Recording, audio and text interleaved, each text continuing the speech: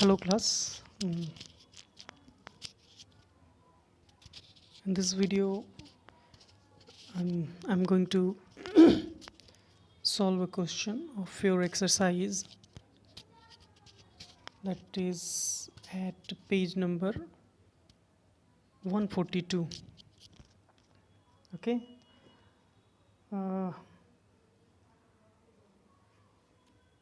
Okay, here you can see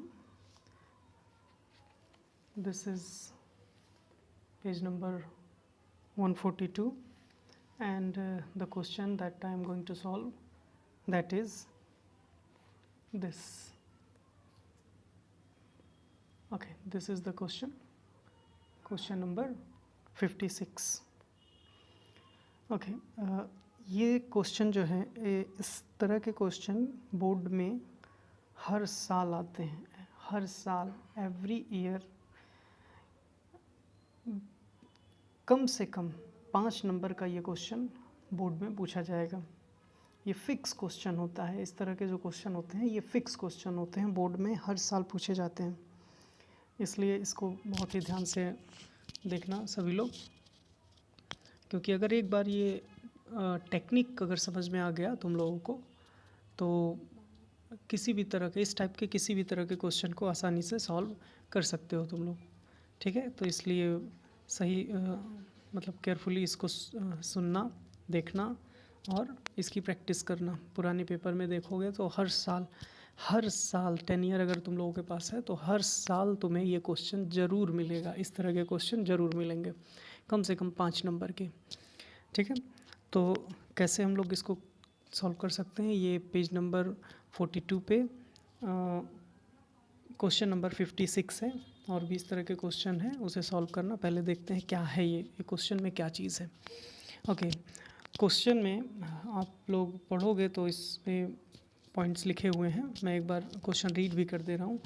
the national college journalism is offering courses in 3 different categories of journalism, which are the print, web, and the broadcasting media. A student is eligible to apply if he or she satisfies any one of the following conditions. Okay, कोई एक condition अगर एक student satisfy करता है तभी उसको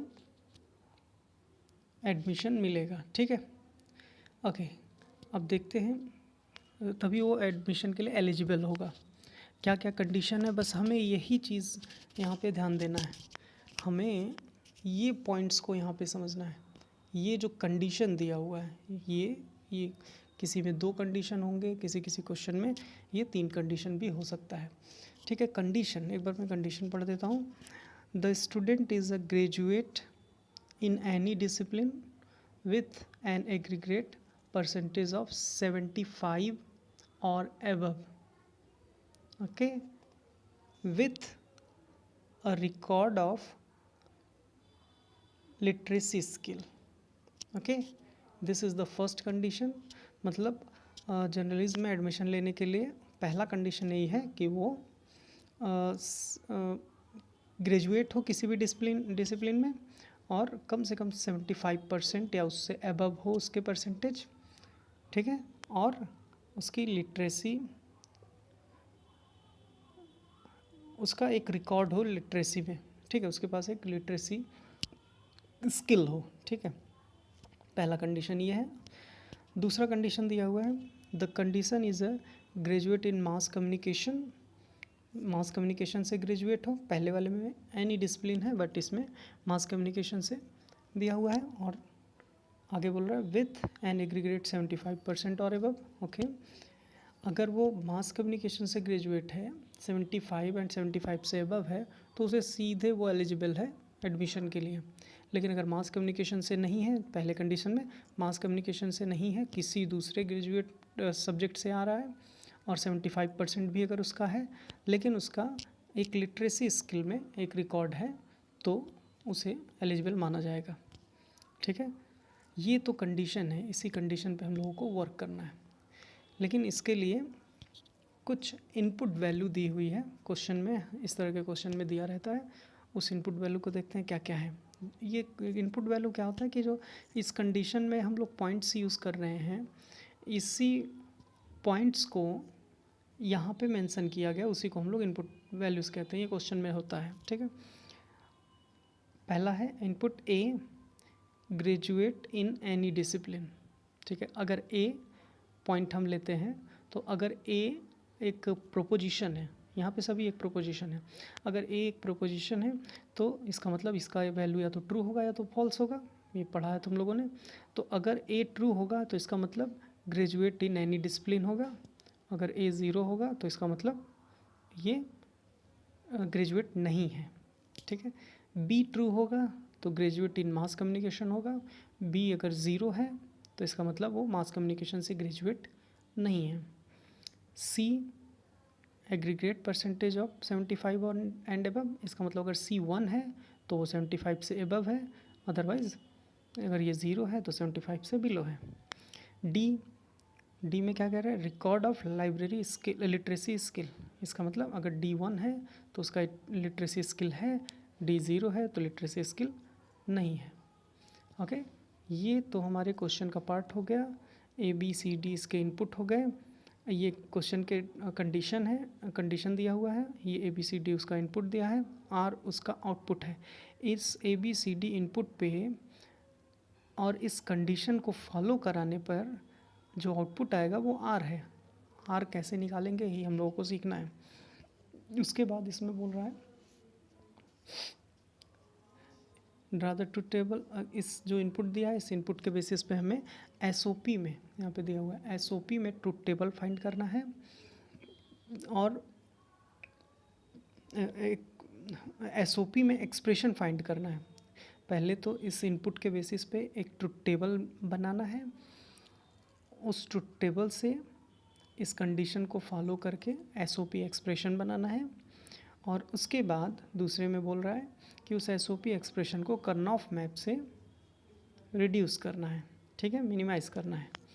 कैसे हो सकता है, क्वेश्चन आप लोग अपने अपने बुक में एक बार ज़रूर ध्यान से पढ़ लेना।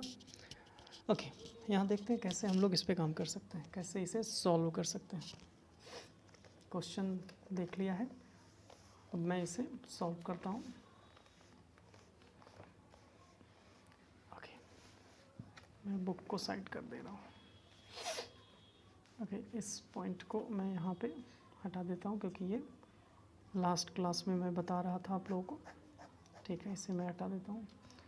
क्या है, page number 142 and question number 56। Okay, कैसे सॉल्व करेंगे, इनपुट दिया हुआ था, ठीक है। तो हम सबसे पहले उस इनपुट के बेसिस पे एक टेबल बनाएंगे। कैसे टेबल हम लोग यहाँ ड्रा कर सकते हैं। टेबल बनाने के लिए मैंने यहाँ पे लिया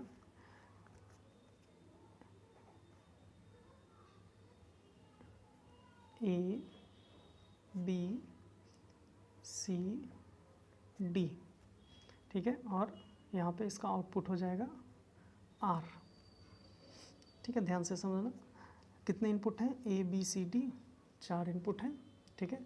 अगर हमारे पास ये 4 इनपुट हैं, अगर 1 मिनट, मुझे लग रहा है शायद लाइट आप लोगों को कम लग रहा होगा।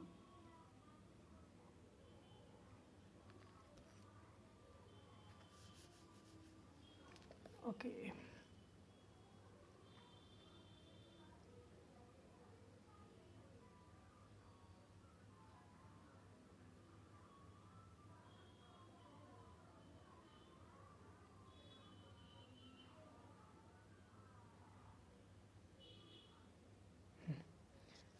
अभी ठीक है। Okay, A B C D, ये मेरे 4 इनपुट हैं और ये इसका आउटपुट 4 लिटरल्स हैं, 4 लिटरल। तो अगर 4 लिटरल दिया हुआ है तो इसका मतलब इससे हम लोग एक ट्रुथ टेबल आसानी से बना सकते हैं। इसके इनपुट वैल्यू को इस्तेमाल करके क्या क्या पॉसिबिलिटीज़ होगी सबको पता है कैसे लिखना है। 0 0 0 0 पहला, दूसरा 0 0 0 1, फिर 0 0 1 0, ठीक है। इसी तरीके से सारा लिखेंगे, ये पता है सबको, पिछली क्लास में बताया क्या होगा, 0 0 1 1 0 1 0 0 0 1 0 1 0 1 1 0 0 0 0 1 1 1 in 1 0 0 0 1 sorry 1 0 0 1 1 0 1 0 1 0 1 1 1 1 0 0 1 1 0 1 1 1 1 0 1 1 1 1। ओके, ये हमारे इनपुट वैल्यूज़ हो गई ए बी सी डी के लिए। यहाँ पे ए बी सी डी के लिए इनपुट वैल्यू हो गया।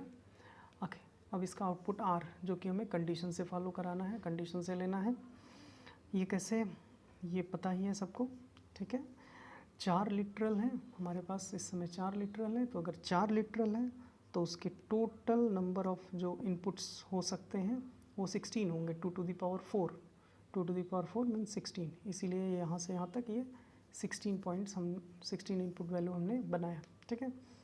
ओके, अभी आर हम क्या लिखें, 1 लिखें कि 0 लिखें, इससे हमें कंडीशन से फॉलो करना है, ठीक है। ओके, फिर से मैं एक बार यहाँ पे बुक दिखा रहा हूँ। कंडीशन क्या बोल रहा है, student is a graduate in any discipline. इसका मतलब ए ट्रू है, ठीक है, with aggregate percent 75, C true है, and with a record of literacy skill, D true है। इसका मतलब अगर ए, सी और डी ट्रू होगा तो उसे एडमिशन मिलेगा, यानी कि एलिजिबल है। अगर एलिजिबल है तो आर की वैल्यू 1 होगी, सीधे आर की वैल्यू ट्रू मानी जाएगी, ठीक है। पहला कंडीशन बोल रहा है ए सी डी के लिए। दूसरा क्या बोल रहा है, स्टूडेंट ग्रेजुएट इन मास, यानी बी ट्रू हो, सी ट्रू हो, यानी दूसरा कंडीशन बी एंड सी के ट्रू होने पर आर की वैल्यू ट्रू होगी, ठीक है। बस इस पॉइंट को दिमाग में रखना है, ठीक है। अब चेक करते हैं इसमें क्या क्या है। ए यानी कि ग्रेजुएट इन एनी डिसिप्लिन 0 है, इसका मतलब ये ग्रेजुएट नहीं है, मास कम्युनिकेशन से भी ग्रेजुएट नहीं है, 75% भी नहीं है, और रिकॉर्ड ऑफ लिटरेसी भी नहीं है, यानी टोटल 0 है, तो आर की वैल्यू 0। ओके, दूसरा है A false false false, D true है। इसका मतलब रिकॉर्ड ऑफ लिटरेसी है, लेकिन रिकॉर्ड ऑफ लिटरेसी के साथ या तो ग्रेजुएट हो या मास कम्युनिकेशन से हो, कुछ तो होना चाहिए। ये मास कम्युनिकेशन से भी नहीं है, नॉर्मल ग्रेजुएट भी नहीं है, तो इसलिए 0। मास नॉर्मल ग्रेजुएट भी नहीं है, मास कम्युनिकेशन से भी ग्रेजुएट नहीं है, लेकिन 75% है, तो ग्रेजुएट नहीं है, 75% है, तो भी हमारा काम नहीं बनेगा। ओके, ग्रेजुएट नहीं है, मास कम्युनिकेशन से भी नहीं है, लेकिन 75% है, पता नहीं, हो सकता है 10th में हो, ग्रेजुएशन के लिए 10th में अप्लाई नहीं हो सकता। ओके, तो मास नॉर्मल ग्रेजुएट भी नहीं है, मास कम्युनिकेशन से भी ग्रेजुएट नहीं है, 75% है, और स्किल भी है, कौन सी स्किल, लिटरेसी स्किल भी है, तो क्या दिया जाएगा, नहीं, ऐसा कोई कंडीशन नहीं था। ओके, यहाँ पे सेम थिंग, ग्रेजुएट नहीं है, नॉर्मल ग्रेजुएट नहीं है, मास कम्युनिकेशन से ग्रेजुएट है, लेकिन 75% से कम है। सी का मतलब 75% से कम है, कंडीशन आप लोग देखना, 75% से कम है, तो इसका मतलब उसे मिलेगा, नहीं मिलेगा। ओके, 0 मास कम्युनिकेशन से ग्रेजुएट है, 75% से कम है, बिल्कुल जैसे ही 75% से मास कम्युनिकेशन के साथ कम से कम 75% होना चाहिए, जो कि नहीं है, इसलिए 0, वहाँ स्किल देखने की ज़रूरत ही नहीं है। स्किल कब चेक करेंगे? जब वो नॉर्मल ग्रेजुएट होगा। मास कम्युनिकेशन से है और 75% भी है, मास कम्युनिकेशन से 75% से वह भी है, यानी कि ये अब एलिजिबल हुआ। अब इसको 1 करेंगे, ठीक है। ठीक, दूसरा देखते हैं, मास कम्युनिकेशन से है 75% भी है, ठीक है, मास कम्युनिकेशन से 75% भी है। हमें ये दोनों तो ट्रू मिल गया। अब देखते हैं यहाँ पे डी, उसके पास स्पेशल स्किल भी है, तो मास कम्युनिकेशन और 75 है, तो हमें बस ये दोनों पॉइंट देखना है। देख लिया, ट्रू हो गया। ओके, अब आता है नॉर्मल। नॉर्मल ग्रेजुएट है लेकिन और कोई स्किल उसके पास नहीं है, 0। नॉर्मल ग्रेजुएट है, स्पेशल स्किल यानी लिटरेसी स्किल है, लेकिन नॉर्मल ग्रेजुएट के साथ स्पेशल लिटरेसी स्किल के साथ सी भी ट्रू होना चाहिए, इसलिए फॉल्स।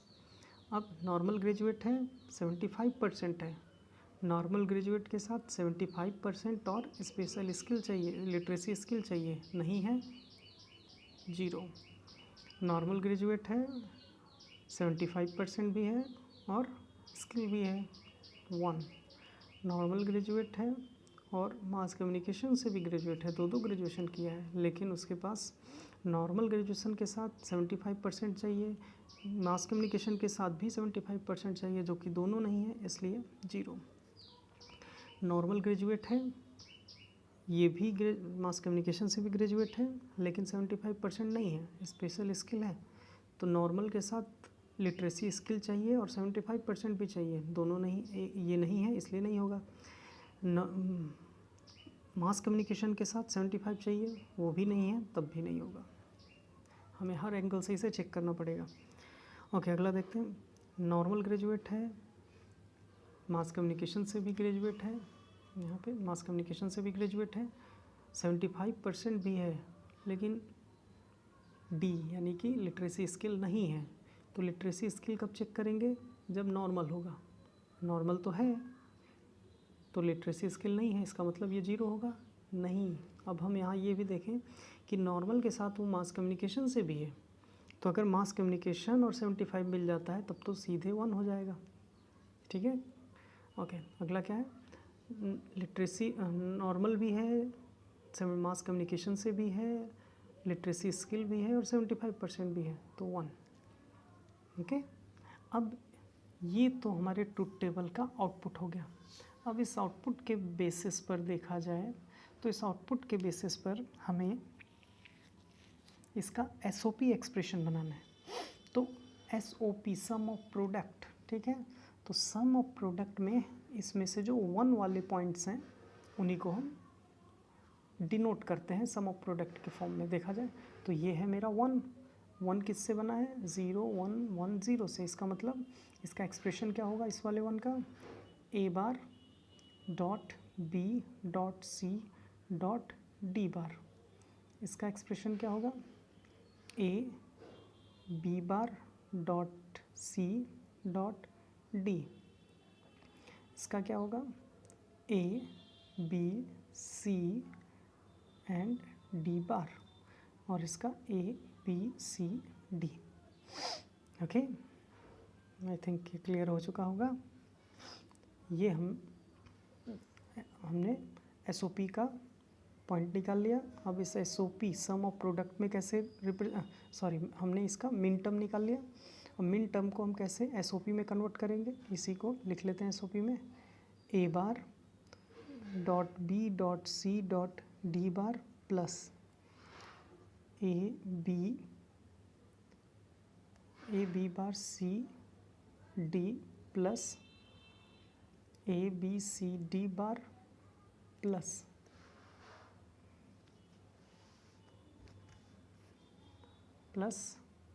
ए बी सी डी। ठीक है, तो ये हमारा एसओपी एक्सप्रेशन हो गया। लेकिन ये एसओपी कैनोनिकल है, हमें कार्डिनल भी बनाना है। हालांकि बोला नहीं है, लेकिन हम कार्डिनल भी बना लेते हैं। इसको हम लोग और करके ऐसे भी लिख सकते हैं, एफ ब्रैकेट में A comma B comma C comma D is equal to some bracket में, ये किससे बना है? इस वैल्यू से, यानी कि इससे पहला वाला 0 1 1 0, इट मीन्स 1 2 4 8, 1 2 4 2 4 मीन्स 6, यानी ये हमारे 6 की वैल्यू है। इसी तरह लिख लेते हैं, ये 6 हो गया, 7 8 9 10 11 11 12 13 14 एंड 15।